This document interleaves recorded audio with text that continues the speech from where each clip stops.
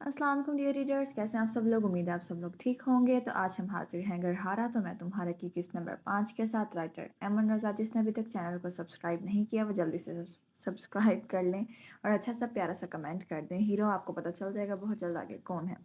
मुझे आज तक अपना आप उन हवसज़दा मर्दों से छुपाती आई थी, आज एक गैर महरम के हाथों बेआबरू होने चली थी। ऐ मेरे रब, अगर मैंने ज़िंदगी में कोई एक भी नेकी की है तो उसके सदक़े मेरी इज़्ज़त बचा ले। उसने भीगती आंखों से निकाब को कस कर पकड़ते दिल में शिद्दत से खुदा से दुआ की। अरे अरे, ये शर्माना कैसा, अब तो तू मेरे सामने बेहिजाब ही रहेगी सारी उम्र। चल, तेरे पहले तेरे और मेरे दरमियान हाल इस पर्दे को गिराते हैं, बाकी पर्दे खुद ब खुद गिर जाएंगे। शिदा ने अपनी खबासत से भरपूर लहजे में गज़ल के कान के करीब सरगोशी करते कहा और हाथ से उसके निकाब का कोना पकड़ा। इससे पहले कि वो निकाब उलटता था कि आवाज़ से गोली गाड़ी के शीशे पर लगती छनाके से शीशा तोड़ कर गुजरी, जिस पर शीशा किरची किरची होता उन पर गिरा था। अबे कौन है साला, शीदा एकदम डर कर गालियां बकने लगा।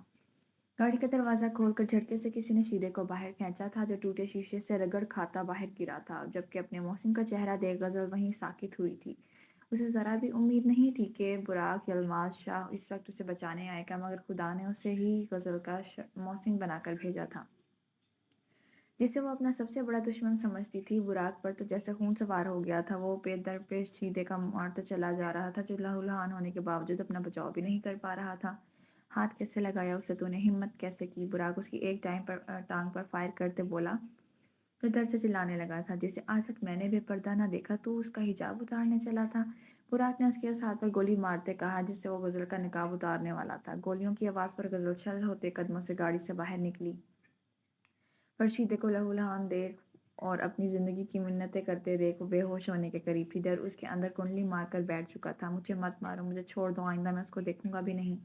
वह रोते हुए बोला, देखने के लिए तो जिंदा बचेगा तब ना। ये कहते ही उसने आखिरी फायर उसके दिल के मुकाम पर किया, जिससे वो लम्हे में दुनिया से कूच कर चुका था। यह मंजर देख गज़ल की चीख बरामद हुई थी, जिस पर बुराक ने वहशत ज़दा आंखों से पलटकर उसकी तरफ देखा। जैसे ही उसके कदम गज़ल की तरफ बढ़े वो थर थर कांपने लगी थी। वो लम्हे मैं उस तक पहुंचता उसका हाथ थामते उसे रिहाइशगाह लेकर जाने लगा, यानी बाज़ार हुस्न। वो लड़खड़ाती हुई बमुश्किल उसके कदमों का साथ दे पा रही थी। उसने मंजिल पर पहुंचते झटके से उसका हाथ छोड़ा और उसके करीब आकर कुर्राया। कहा था ना मेरा हाथ थाम लो। अब देख लिया अपनी जिद का नतीजा। कौन है तुम्हारा मुहाफिज। उसका लहजा आग उगल रहा था, जिसकी तपिश से गज़ल पिघलती जा रही थी। उसकी बात और अंदाज उसे बुरी तरह राग कर रहा था। खुदा ने जिसे मेरे लिए मुंतखब किया होगा वही मेरा मुहाफिज होगा। वो कपकपाते हुए लहजे में बोली, तो मुझे क्यों नहीं अपना लेती। मेरी बन जाओ दुनिया, जहाँ की दौलत तुम्हारे कदमों में लाकर ढेर कर दूंगा।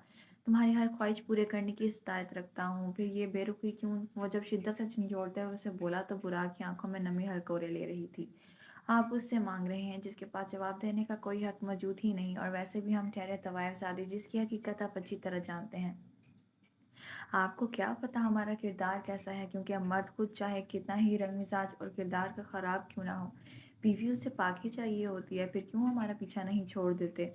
वो दर्द बर्दाश्त करती आखिर चटक उठी थी। मुझसे पूछा तुम कितनी पाक हो। आखिर तुमने ऐसा सोचा भी कैसे कि मैं तुम्हें बदकिरदार समझूंगा। बाज़ार हुस्न में रहने का ये मतलब तो नहीं कि तुम बदकिरदार हो। मैं आंखें बंद करके भी गवाही दे सकता हूँ कि तुम जैसी शफाफ औरत मैंने अपनी ज़िंदगी में नहीं देखी। अगर तुम्हारा किरदार ख़राब होता तो क्यों तुम मेरा प्रपोज़ल रद्द करती, क्यों तुम निकाब ओढ़ती, क्यों तुम्हें देख मेरी नज़रें इज़्ज़त की निगाह से झुक जाती हैं।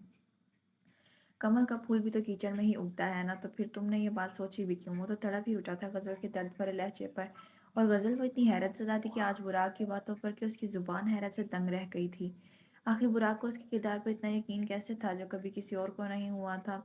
तो क्या वो उससे इतनी पाक मोहब्बत करता था। ये सोचते ही गज़ल की आंखों में आंसू आ गए। क्या कोई इसकी हकीकत जानकर भी उससे इस हद तक बेलौस मोहब्बत कर सकता है। उसका गज़ल को यकीन ही नहीं आ रहा था, मगर ये सच था। हकीकत उसके सामने। गज़ल के पास इन सब बातों का जवाब ना था। वो कहती भी तो क्या, वो खुद मान भी जाती, मगर क्या ये माशरा ये हकीकत तस्लीम करता। कभी नहीं। उसका दिल दर्द से फट रहा था। उसे कोई जवाब ना बना तो वो उल्टे पाँव भागती बाज़ार हुस्न के अंदर चली गई, जहाँ उसका ठिकाना था। पीछे बुराक ने आंखें लिए अपना खाली हाथ देखता रहा। वो सब समझ रहा था कि गज़ल किस मुश्किल से दो चार है गुजर रही है। जल्दी से चैनल सब्सक्राइब कर दें, अच्छा सा कमेंट कर दें, वीडियो को लाइक कर दें।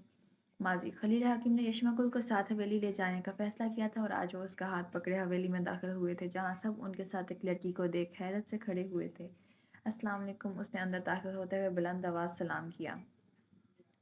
خلیل حاکم ادھر ہی رک جاؤ، دہلیز پار کرنے کی کوشش بھی مت کرنا۔ حاکم صاحب کی آواز پر حویلی کے تمام افراد دل تھام گئے تھے، انہوں نے کبھی بھی حاکم صاحب کو اتنے غصے میں نہیں دیکھا تھا۔